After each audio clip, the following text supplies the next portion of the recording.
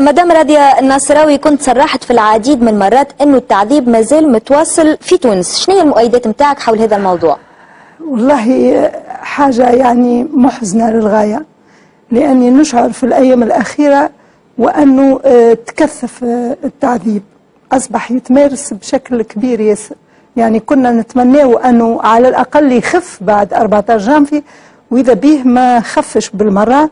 احنا كمنظمة يوميا أحيانا نتلقاو شكاوى، يعني نهار واحد محروق يده وجزء من وجهه، نهار واحد يجينا بكله بلايك زرق، نهار بنت يعني يقع تعذيبها في مركز وتخرج كذلك بعدة آثار.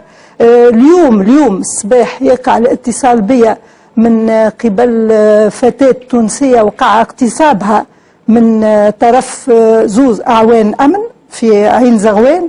يعني الحقيقة ممارسات وحشية، ممارسات غير قانونية. كنا نتمنى أنه تتخذ الإجراءات اللازمة باش يقع الحد منها، أقل شيء أنه يقع الحد منها، لأنه صحيح البوليس تعود لمدة 10 سنين على ممارسة التعذيب، ما نجموش نتصوروا أنه بين عشية وضحاها يعدل عن ممارسة التعذيب، لكن على الأقل وقت اللي تقع المحاسبة، وقت اللي يشوفوا الأعوان اللي زملائهم اللي مارسوا التعذيب يتحالوا على القضاء ويتعاقبوا ويتسلط عليهم حكم بالسجن، يعني ينجم هذايا يقنع الناس في هالقطاع هذايا باش ما عادش يتوخاو الطرق هذيا.